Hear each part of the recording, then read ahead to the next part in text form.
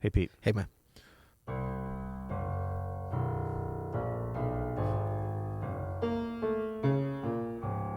Is that a bass line you're playing?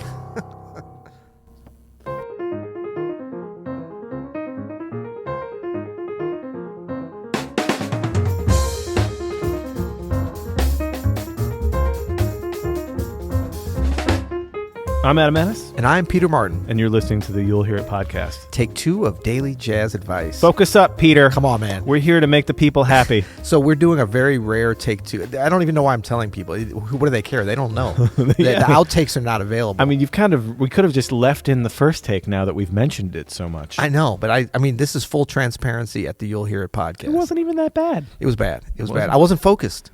Because I got thrown off because yesterday we talked about focus. And then I didn't bring my A game. You but did now not. No, I'm you bringing, oh, boy.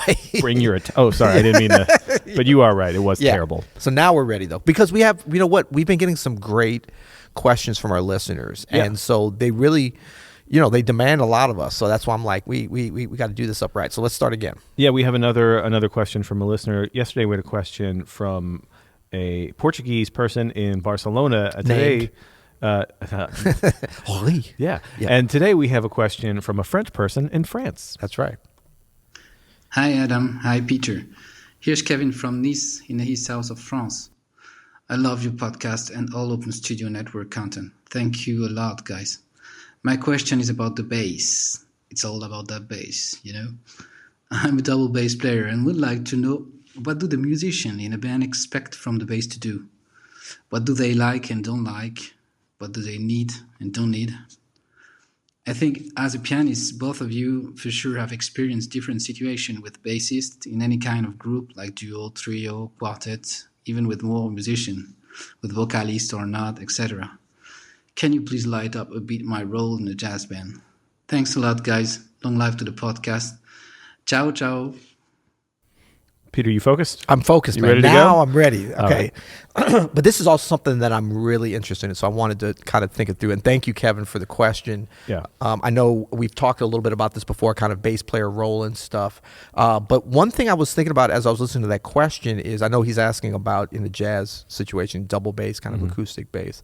But I think that, bass players, the instrument of the bass and bass lines and roots, like if you think about those 4 kind of things and the interconnectedness of them, I mean, of course, that's like the actual player, sort of the role, the sort of harmonic and even melodic manifestation of what they're normally playing, and something else that I can't remember. But it's like, really role responsibility and sort of actualization of what they're doing is very similar in a lot of different kind of musics, jazz, funk, pop, classical. Yeah. And so it gets me thinking about like sort of personalities of really good bass players and how they play, irregardless of style. I mean, we can talk about like, do you play boom, doom, doom, ka-doom, ka? I mean, all that stuff. I mean, then that's interesting. But I think the bigger above the clouds things of like the function of a bass line and the function of a bassist and the personality of the bassist in a jazz band or in a symphony is really interesting, because then you can start to find some things, some sort of personality and musical traits that could work effectively in different situations. For me, the overwhelming personality of great bassists I know is a certain amount of generosity. You know what I mean? A certain amount of pride in providing not the flashiest of roles, but the foundational role in the band. And really, let's be honest, it can make or break any band. Yes. And so to me, it's that personality of relishing in that, like I said, something that's not out front, but relishing in that role of being that rock. Right. You know what I mean? Yeah, it's foundational. I like that.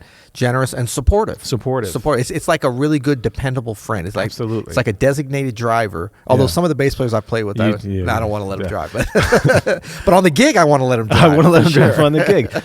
Yeah, I mean that. Kevin asked about what we want, what we need. For me, that's what I need. Yeah. First and foremost, I need them to have that. I think you're right. I think it's so crucial to have that personality. Yeah. For a drummer, it's maybe not as crucial to be as like supportive or what. I want them to be a little aggressive, maybe aggressive, flashy, funny. That's what I want in a great drummer. But for a bass player, I need it to be a rock. A rock. Yeah, that's funny. I was just about to say rock. And I think too, bass players, and thinking about it now, like they have to have sort of probably the widest range of musical skills in the sort of traditional jazz band. But again, this kind of goes to anything. Like we always think about, okay, bass players are somewhat limited because of the range is lower and the instrument is physically, maybe difficult to play, with a lot of dexterity, although we can name many bass players that prove that wrong. Yeah. But if you think about like some of the things we talked about yesterday, concentration. Like in order to be dependable and foundational, you have to be able to concentrate better than anybody in the band. Yeah, you should never be lost in the form. You can never, because you're the one who can make everybody else lost. I mean, if the drummer really knows the form, that's great and that's a bonus.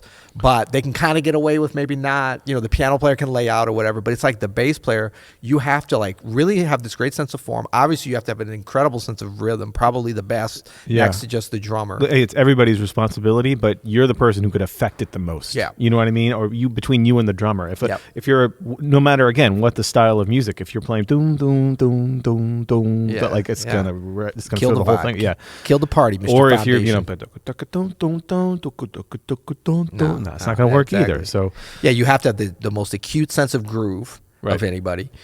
You have to really have the most advanced sense of harmony. Totally. Because at any point, what note you play can affect, you are the bottom of the harmony. So you're setting up the root at any time. So you have to have that kind of an understanding of it.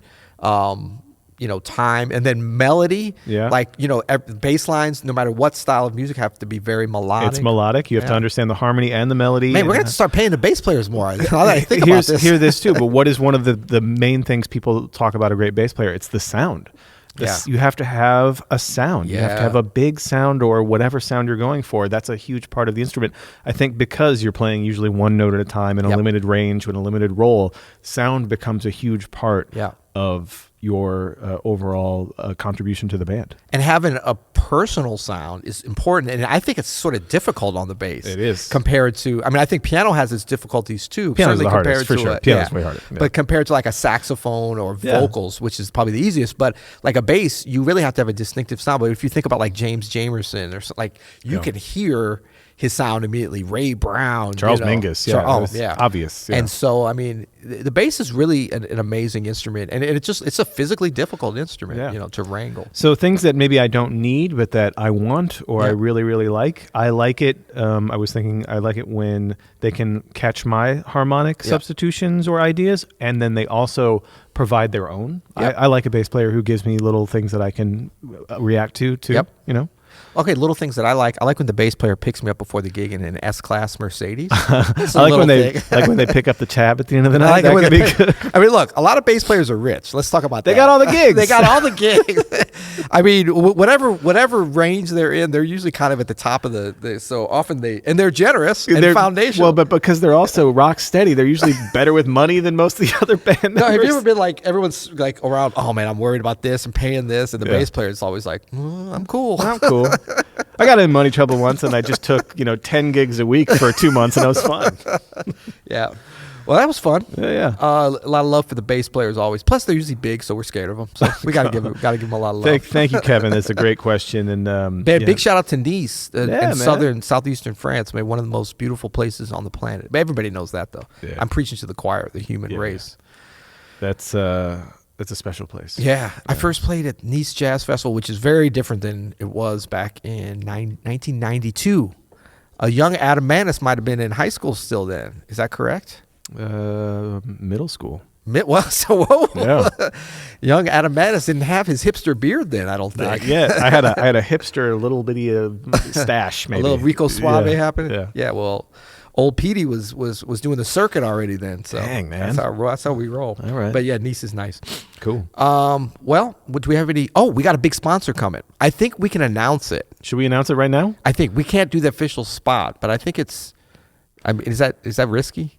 No, it's not risky. I'm down. No, we got to wait. I'm going to get in trouble. Andrew, cut that out. Yeah. No. You can leave that in because we didn't say it. Yeah, but we're excited. We have sponsors coming. And this is not going to be like your usual sponsor like MeUndies or something, I don't even. Although if MeUndies is listening. Yeah. I don't know what MeUndies are. There are some good podcasts. Every podcast seems to have them. I assume that everybody who listens to podcasts has a MeUndies subscription. But is it like because you can listen to them in your undies? What's the connection? I have no I mean, idea. they might be the best underwear ever. I'm not saying they're not, but like, why is that their exclusive promotional channel is podcasts? I think we should try to get sponsorship from podcasts who have MeUndies sponsorships. Like, we should try to get a sponsorship from like Bill Burr's podcast or something. That'd be funny. Yeah. Right? Yeah. It'd be like real second generation kind of thing. Yeah.